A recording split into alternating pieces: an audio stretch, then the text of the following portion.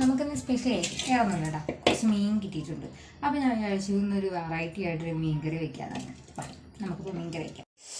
അപ്പോൾ ഇതാ മീൻ കറി വയ്ക്കാൻ വേണ്ടിയിട്ട് നോക്കിയപ്പോഴേക്കും മീൻ ഫ്രീസറിൽ ഇരിക്കാൻ ഞാൻ ജോലി കഴിഞ്ഞ് വന്നിട്ടാണ് എടുത്തത്. അപ്പോൾ വെള്ളമൊക്കെ ഒഴിച്ച് തണുപ്പ് മാറട്ടെ എന്നുകൊണ്ട് ഞാൻ വെള്ളം ഒഴിച്ച് അങ്ങനെ വെച്ചിരിക്കുകയാണ്. അതിൻ്റെ ഇടയിൽ നമുക്കൊന്ന് വിചാരിച്ചു ചായ കുടിച്ചാലൊന്നും. എനിക്ക് രാവിലെയും വൈകുന്നേരവും ചായ നിർബന്ധമാണ് കേട്ടോ, ഇല്ലെങ്കിൽ എനിക്ക് ഭയങ്കര തലവേദനയായിരിക്കും.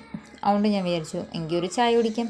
ചായ കുടിച്ച് കഴിയുമ്പോഴത്തേക്കും നമുക്ക് മീനൊക്കെ ഒന്ന് തണുപ്പൊക്കെ മാറി വെട്ടി വൃത്തിയാക്കി എടുക്കാം.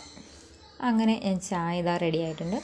നല്ല ചൂട് ചായയും മഴയുള്ള സമയത്ത് കേട്ടോ, ചൂട് ചായയും പരിപ്പുവടയും കഴിക്കാൻ എനിക്ക് ഭയങ്കര ഇഷ്ടമാണ് കേട്ടോ. നിങ്ങൾക്ക് എങ്ങനെയാണ് ഇഷ്ടമുള്ളത് കമൻറ്റ് ചെയ്യണേ. യെസ്, എനിക്ക് അധികം മധുരം കഴിക്കാനോട് താല്പര്യമില്ല. അപ്പം ചെറിയൊരു മധുരത്തിലാണ് ഞാൻ ചായ കുടിക്കുന്നത്. പിന്നെ നമ്മൾ മീൻ കറിക്ക് ഇതുകൊണ്ട് ഞാൻ കറിവേപ്പില ഒരു 4 തക്കാളി എടുത്തിട്ടുണ്ട്. പിന്നെ ഒരു ചെറിയ കഷ്ണം ഇഞ്ചി, ഒരു 4 മുളക്, പച്ചമുളകാണേ, പിന്നെ ചെറിയ ഉള്ളി, പിന്നെ ഇച്ചിരി പുളിയും കൂടി എടുത്തിട്ടുണ്ട്. ഒരുപാടൊന്നും പുളി ഇടുന്ന ആവശ്യം, കാരണം തക്കാളി ഇടല്ലേ നമ്മൾ. അങ്ങനെ അതിന് ഞാൻ ചൂടുവെള്ളത്തിൽ തക്കാളി ഒന്ന് ജസ്റ്റ് ഒന്ന് തിളപ്പിച്ചിട്ടുണ്ട്. അപ്പോൾ അതിൻ്റെ തൊലി ഒന്ന് മാറി വരുന്നവരെ അങ്ങനെ ഒന്ന് വേവിച്ചെടുത്തു. ഉള്ളിയും കൂടി ചേർത്തിട്ടാണ് നമ്മൾ വേവിച്ചെടുത്ത് 2-3 മിനിറ്റ് തിളപ്പിച്ചു. അങ്ങനെ തൊലിയെല്ലാം കഴിഞ്ഞ് ഒരു മിക്സിയുടെ ജാറിൽ ഈ നമ്മൾ വേവിച്ച് വെച്ചിരിക്കുന്ന തക്കാളിയും അതിലേക്ക് തന്നെ നമ്മൾ ചെറിയുള്ളി ഉണ്ടാകുമല്ലോ, ചെറിയുള്ളി ഇടുന്നു. പിന്നെ നമ്മൾ എടുത്ത് വെച്ചിരിക്കുന്ന ഒരു ചെറിയ കഷ്ണം ഇഞ്ചിയും കൂടെ ഇടുന്നുണ്ട്. പിന്നെ ആവശ്യത്തിന് മഞ്ഞൾപ്പൊടി, പിന്നെ എരിവ് അനുസരിച്ച് മുളക് പൊടി നിങ്ങൾക്ക് ചേർക്കാം. ഇവിടെ കുറച്ച് എരിവ് വേണം, അപ്പോൾ അതുകൊണ്ട് മുളക് പൊടി ഇച്ചിരി കൂടുതലായിട്ടിരിക്കുന്നത്. പിന്നെ പുളിയും കുറച്ച് പിഴിഞ്ഞെടുക്കും. അങ്ങനെ നല്ലപോലെ അരച്ചെടുക്കുക. അതിനുശേഷം നമ്മൾ മൺചട്ടി അടുപ്പിൽ വെച്ചു, എണ്ണ ഒഴിച്ചു, കടുകൊന്ന് പൊട്ടി വരട്ടെ. കടുക് പൊട്ടി വന്നിട്ട് നമ്മൾ എടുത്ത് വെച്ചിരിക്കുന്ന മുളകൊന്ന് ഞാനിങ്ങനെ 2ആയിട്ട് ഇങ്ങനെ കീറിയിട്ടിരിക്കുക, അത് 2ആയി മുറിച്ചിട്ടിരിക്കുക. മുളക് ഒന്ന് ഇതായി കഴിയുമ്പോൾ ഈ അരച്ച് വെച്ചിരിക്കുന്ന കൂട്ട് നമുക്കതിലേക്ക് എടുത്ത് ഒഴിക്കാം.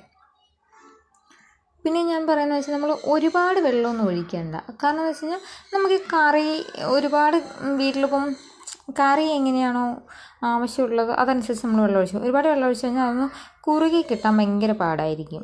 ഞാനധികം വെള്ളമൊന്നും ഒഴിച്ചില്ല. പിന്നെ ഒരു മീഡിയം പരുവത്തിന് ഒന്ന് കുറുകി ഇടുന്നത്. ഇവിടെ എന്ന് വെച്ച് കഴിഞ്ഞാൽ എല്ലാവർക്കും ചോറിൽ ഇച്ചിരി കറി ആവശ്യമാണ്. നമ്മൾ അതനുസരിച്ചുള്ള വെള്ളം ഒഴിച്ചിട്ടുള്ളൂ.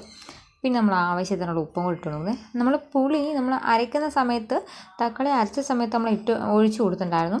പക്ഷേ പോരെങ്കിൽ നമ്മൾ കുറച്ചുകൂടി പുളി ആഡ് ചെയ്ത് കൊടുക്കാവുന്നതാണ് കേട്ടോ.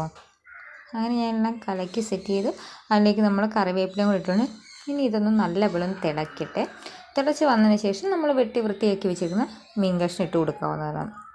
അതുപോലെ തന്നെ ഞാൻ ഉലുവ ഇട്ട് കൊടുക്കുന്നുണ്ട്. അതിന് മുന്നേ തന്നെ ഉലുവ ഞാൻ വറുത്ത് പൊടിക്കാറാണ് പതിവ്. ഇന്ന് ഞാൻ വറുത്ത് വെച്ചേയുള്ളൂ, അതങ്ങനെ ഇട്ടു, എനിക്ക് പൊടിച്ചില്ല ഞാൻ.